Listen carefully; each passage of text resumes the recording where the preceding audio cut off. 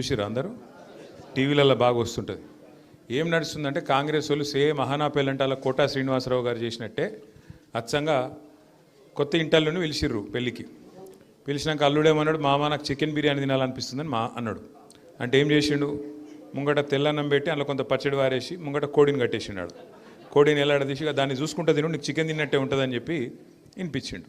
Same to same గదే పని రేవంత్ రెడ్డి గారు ఎలక్షన్ ముందు రాహుల్ గాంధీని తీసుకొచ్చి, సిద్ధరామయ్య గారిని తీసుకొచ్చి, సల్మాన్ ఖుర్షీద్ని తీసుకొచ్చి, ప్రియాంక గాంధీ గారిని తీసుకొచ్చి, ఖార్గే గారిని తీసుకొచ్చి, అందరిని తీసుకొచ్చి మంచిగా మన ముంగట ఒక కోడి కట్టిండు. ఆ కోడి పేరు 6 గ్యారంటీలు. 6 గ్యారంటీలు, 6 డిక్లరేషన్లు. ఆ కోడి కట్టిండు, సినిమా చూపెట్టిండు, ఓట్లు వేసుకున్నాడు. ఇక ఓడ మీద ఉన్నప్పుడు ఓడమల్లన్న, ఒడ్డుకెక్కినాక బోడమల్లన్న. ఇప్పుడు ఏమైందిరా బాయ్, మరి ఏం సంగతి చెప్తలేవు, ఏం సంగతి 100 రోజులు అన్ని చేస్తా అంటివి, ఏడబోతివి, ఏం సంగతి అంటే ఇప్పుడు కొత్త కథ ఎత్తుకున్నాడు. నాకేం తెలుసు, ఇక్కడ లంకె బిందెలు ఉంటాయనుకుని వచ్చిన, లంకె బిందెలు లేవు కాబట్టి నేను చెయ్యా. పోనీ డైరెక్ట్గా చెయ్యా అని చెప్తాడంటే చెయ్యా అని చెప్పాడు. నిన్న పోయిండు యూసఫ్ గూడకు. ఇప్పుడే మన కమలాకరన్ అంటుండే పక్కకెళ్ళి, యూసఫ్ కూడా కేవలం పిలిచినట్టే. అదే కొన్ని సన్మానాలు ఉంటాయి. ఎట్లా అంటే మన దండ మనమే తీసుకుపోవాలి, మన షాలు మనమే పట్టుకపోవాలి, మన అట్లా మనను కపెటోని కూడా మనమే కొంటపోయి బల్మీటికి మనం సన్మానం చేయించుకొని ఆడికెళ్ళి రావాలి.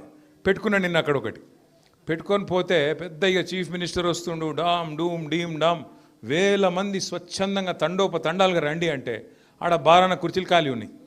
వచ్చిన వాళ్ళు కూడా ఒకళ్ళు అడు చూస్తుర్రు, ఒకళ్ళు ఇడు చూస్తుర్రు, ఎక్కడ కూడా ఏం లేదు. ఇక ఆడ పోయి ఏదో లేనిపోయిన ఆవేశం తెచ్చిపెట్టుకొని డైలాగులు కొట్టిండు కొన్ని.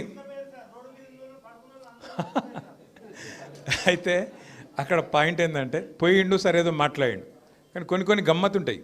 అప్పుడప్పుడు మనకు తెలియకుండానే కొన్ని నిజాలు బయటకు వచ్చేస్తాయి. రేవంత్ రెడ్డి గారు చాలా చెప్పిండు నిన్న, నేను ఇట్లా నేను అట్లా అని చెప్పి ఆఖరికి ఒక మాట అన్నాడు, నేను చెప్పిన ప్రతి మాట నిలబెట్టుకుంటాను, నేను చెప్తలేను, నేనేం దేవుని కాదు. మాకు అది ఎప్పుడో ఎరికే.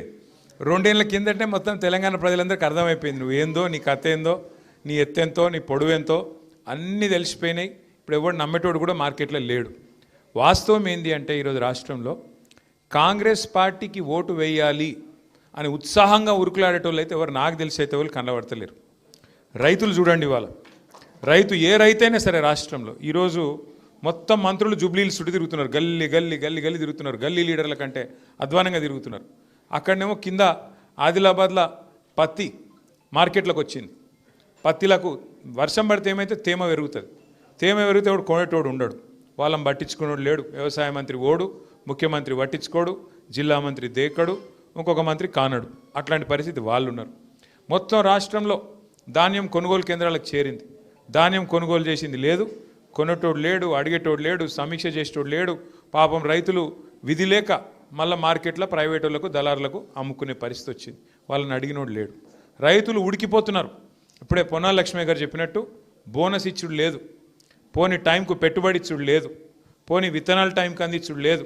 ఈ ఎరువుల కోసం అయితే ముష్టి యుద్ధాలు మీరు చూసిరు. మొన్న ఎరువుల బస్తాల కోసం పోయి 3 రోజులు 4 రోజులు లైన్లలో నిలబడి అడ్డంబడి ఆఖరికి మిర్యాలగూడలో ఒక ఆడబిడ్డ, ఒక రైతు, మహిళా రైతు ఆఖరికి అక్కడనే చచ్చిపోయిన పరిస్థితి మీ అందరు కూడా చూసినారు. అట్లాంటి పరిస్థితి వాళ్ళ రైతులకు వచ్చింది. పోనీ యువకులు సంతోషంగా ఉన్నారా, పిల్లలు సంతోషంగా ఉన్నారా అంటే వాళ్ళకి ఇట్లనే చెప్పిండు మొత్తం కథలు. మొదటి సంవత్సరమే 2 లక్షల ఉద్యోగాలు ఇస్తా అన్నాడు. ఇక మంత్రుల నోర్లకు మొక్కాలు ఒక్కొక్కలకు.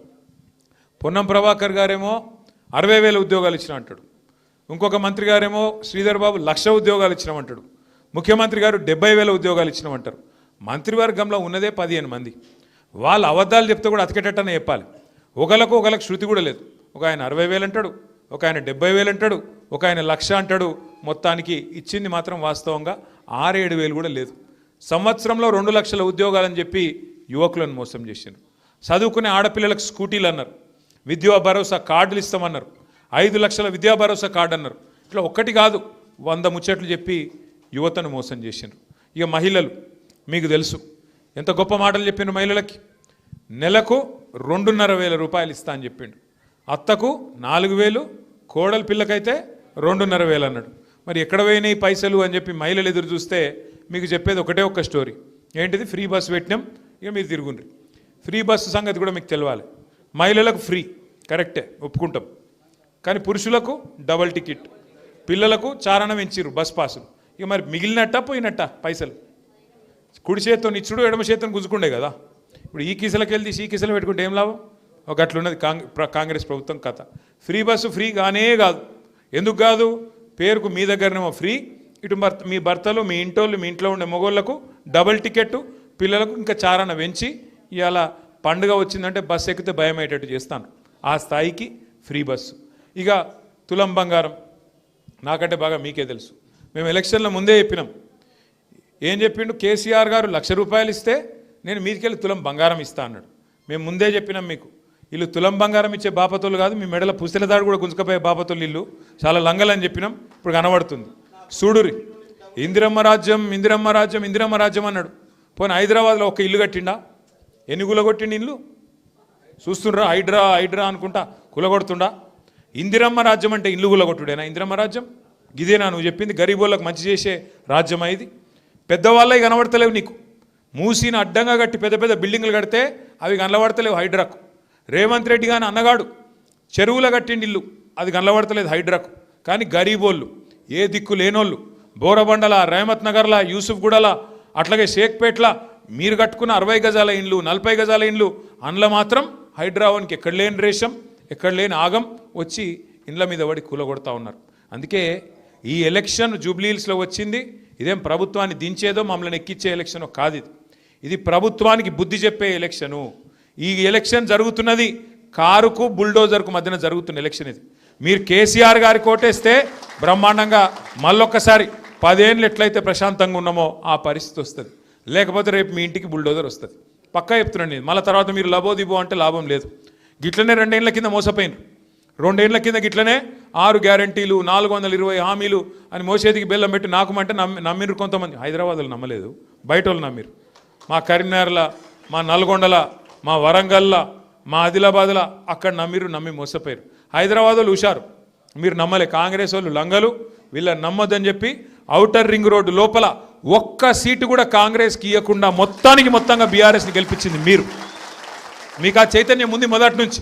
ఎందుకంటే మీకు ఎరికే కాంగ్రెస్ వాళ్ళని చూసి మీకు ముందే మొత్తం వాళ్ళ రంగు రుచి పుట్టుమచ్చలతో సహా తెలుసు. కాబట్టే మీరు నమ్మలే. ఇప్పుడు కూడా మళ్ళా కొత్త వేషాలు వేసుకొని తిరుగుతున్నారు. గల్లీకి ఒక మంత్రి తిరుగుతుండు, అభివృద్ధి చేస్తాం. నేను ఒక్క మాట అడుగుతున్నా, చెప్పండి. నిన్న ఒక కాంగ్రెస్ ఎమ్మెల్యే మహబూబ్నగర్ ఆయన ఖుల్లా చెప్తున్నాడు. ఆయన ఎన్ఎం శ్రీనివాసరెడ్డి ఏమంటుండు? బుడ్డ పైసలేదు, ఊళ్ళలో కోత 2 లక్షలు లేదు, 5 లక్షలు లేదు ఎమ్మెల్యేల కాడ. మేము ఉత్తగా పెళ్ళిళ్ళకి పోతున్నాం, పేరెంటాలకు పోతున్నాం, శవాలు ఎక్కడైనా చచ్చిపోయినట్టే శవయాత్రకు పోతున్నాం తప్ప మా దగ్గర బుడ్డ పైసలు లేదని చెప్తుండు. మరి గెలిచినాక నీ పార్టీ టికెట్ మీద గెలిచిన వాళ్ళు 64 మంది ఉన్నారు, వాళ్ళకే దిక్కులేదు. ఇంకొకటి గెలిస్తే ఇంకొని ఏం చెప్తావు మరి నువ్వు? పక్కన కంటోన్మెంట్ కాన్స్టిట్యున్సీ ఉంటుంది, గిన్నె జూబ్లీహిల్స్ పక్కకు అంటుకునే ఉంటుంది. కంటోన్మెంట్లో గెలిచి సంవత్సరంన్నర కాంగ్రెస్ వాళ్ళు. కంటోన్మెంట్లో అప్పుడు మనకి ఇట్లనే ఉప ఎన్నిక వచ్చింది. మన ఎమ్మెల్యే అమ్మాయి చనిపోయింది, లాస్యా నందిత. ఉప ఎన్నిక వచ్చింది. ఉప ఎన్నిక వస్తే కాంగ్రెస్ వాళ్ళు ఇక్కడ సేమ్ జూబ్లీహిల్స్లో వేసిన క్యాసెటే అక్కడ ఇచ్చారు. ఏం చెప్పారు? గెలవంగానే 1000 కోట్లు తెస్తాం, గెలవంగానే మీకు 6000 ఇండ్లు ఇస్తాం.